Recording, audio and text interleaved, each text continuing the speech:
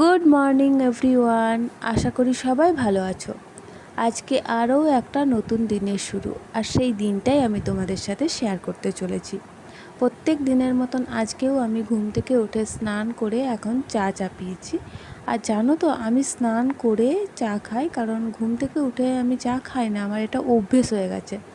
আর প্রথমে বানালাম 1 cup liquor চা, চিনি ছাড়া, সেটা মামুনিকে দিলাম। তারপর আমি আর আমার শ্বশুরমশাইয়ের জন্য চিনি দিয়ে দুধ চা বানালাম।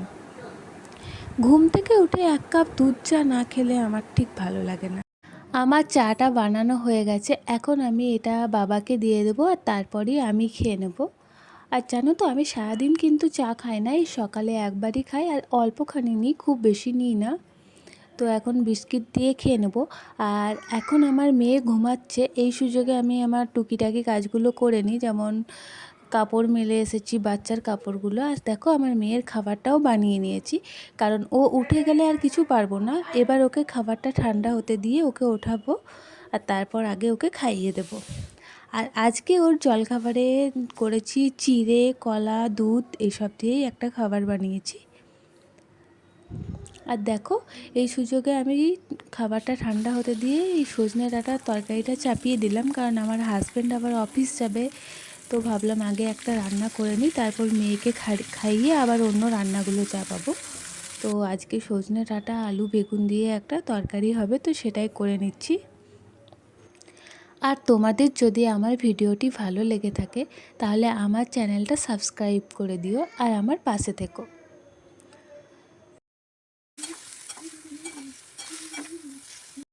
আর জানো তো বন্ধুরা, আমার মেয়ে কিছুতেই খাবার খেতে চায় না, অনেক টাইম লাগিয়ে দেয়। ওই জন্য আমি সব কাজ তাড়াহুড়ো করে করতে হয়, কারণ আমার মেয়েকে এখন খাওয়াতে বসবো, মোটামুটি 1 ঘন্টা ও খাবে। 1 ঘন্টা ধরে খাবার খাবে একটু একটু করে, তাই আমার খুব কাজের প্রবলেম হয়ে যায়।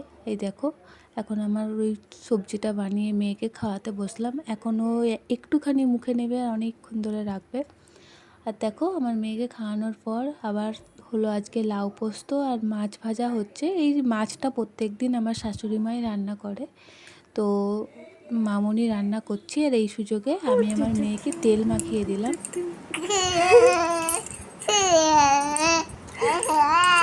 তেল মাখে না, আমার মেয়ে বেশ তেল মাখে আনন্দ না। করেই তেল মাখে, আর ওর সাথে একটু খেলা করি, তাহলে ও ছটফট করে না। আর দেখো, মেয়েকে চান করিয়ে একটু পাউডার মাখিয়ে দিলাম, আর ও নিজেই বসে বসে পাউডারগুলো হাতে করে নেবে আর মাখবে।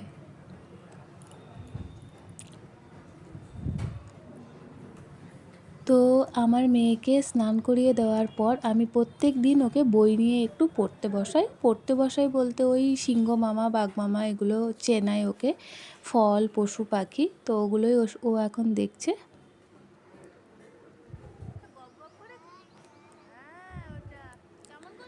আর তারপর একটুখানি মেয়ের সাথে খেলাধুলো করে মেয়েকে খাওয়াতে বসলাম।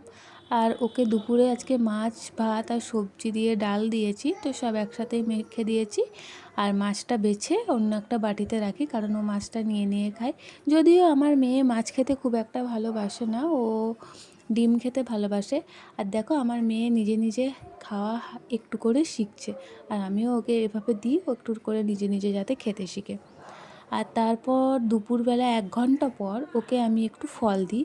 তো আজকে দিয়েছি পেঁপে আর আঙুর, আর আমার মেয়ে পেঁপে খেতে খুব ভালোবাসে। দেখো পেঁপেগুলো কি সুন্দর খাচ্ছে। তো আঙুর খেতেও ভালোবাসে, পেঁপে খেতেও ভালোবাসে, আর আপেলটা, কলাটা খুব একটা ভালোবাসে না। তো ও এখন বসে বসে খাচ্ছে, আর তারপর আমি আমার মেয়েকে ঘুম পাড়িয়ে দিয়েছি। আর ঘুম পাড়িয়ে দেওয়ার পরই আমার সব কাজগুলো যেগুলো বাকি থাকে করে নিই। এখন আমার মেয়ের এত এত কাপড় আছে, সেগুলো গুছিয়ে রাখবো, সাথে আমাদের কাপড়গুলোও গুছিয়ে রাখবো। তো এগুলো আমার মেয়ে ঘুমানোর সময় আমি সব করে নিই। এইবার এগুলো গোছানোর পর এবার আমিও আমার মেয়ের সাথে ঘুমিয়ে পড়ব। দেখা হবে অন্য কোনো নতুন ভিডিওতে। Thank you.